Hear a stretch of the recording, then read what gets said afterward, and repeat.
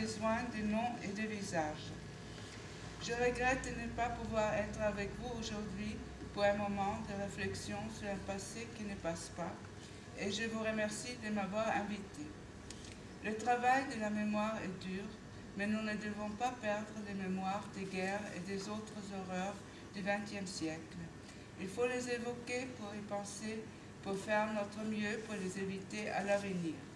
Mais bien que les témoins en vie peuvent nous aider dans ce travail, on ne peut pas toujours compter sur la présence. Le travail dur de la mémoire doit continuer au-delà de leur témoignage. C'est là votre devoir. L'histoire de la famille Kurzweil nous donne l'occasion de réfléchir sur des personnes concrètes qui n'ont pas survécu à la Shoah. La vraie mémoire a besoin de visages et de noms, et non seulement de chiffres. Il faut tenter de revoir les personnes perdues comme elles étaient en vie, comme vous pouvez le voir dans la photo de jeune fille. En septembre 1939, le jour de leur arrivée à la maison d'enfants à Montmorency. Celle à droite est Adèle Kurzweil. Elle était une de mes amies dans la maison d'enfants à Montmorency pendant les premières années de la Deuxième Guerre mondiale. Je sais maintenant qu'elle n'était pas heureuse du tout à la maison d'enfants, séparée de ses parents qui étaient à Paris, ayant le mal du pays, l'Autriche. Mais à l'âge de 12 et 13 ans, je ne savais pas.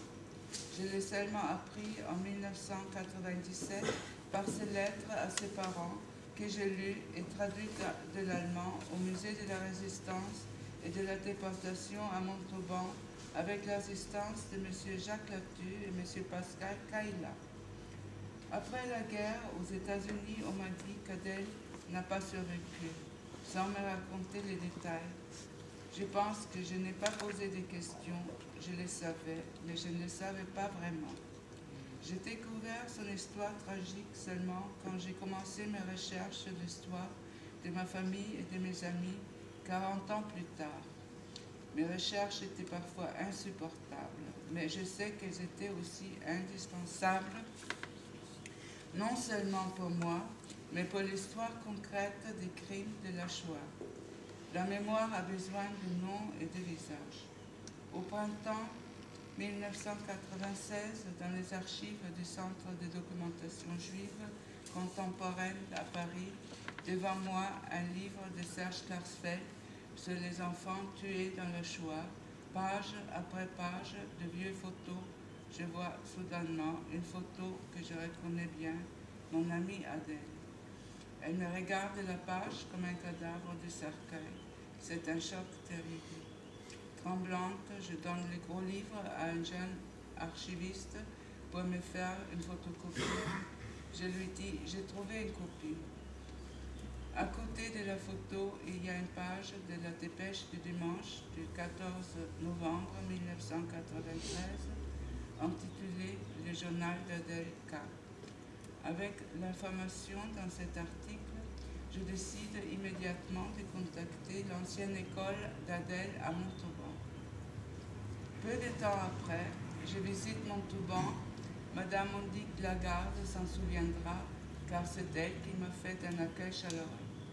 Là, j'ai commencé mes recherches sur les exilés autrichiens socialistes qui ont trouvé à Montauban un asile qui permettait à quelques familles, comme celle du jeune ami lequel j'ai épousé après la guerre, de survivre et de partir de la France de manière souvent illégale.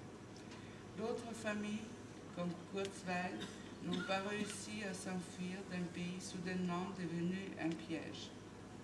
Cette histoire est bien documentée, mais pas toujours connue.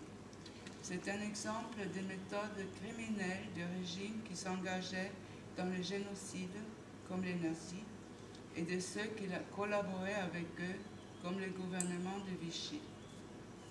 Article 19 de l'armistice allemand-français du 22 juin 1940 prévoyait que le gouvernement français est tenu de livrer se demande tous les ressortissants allemands désignés par le gouvernement du Reich et qui se trouvent en France.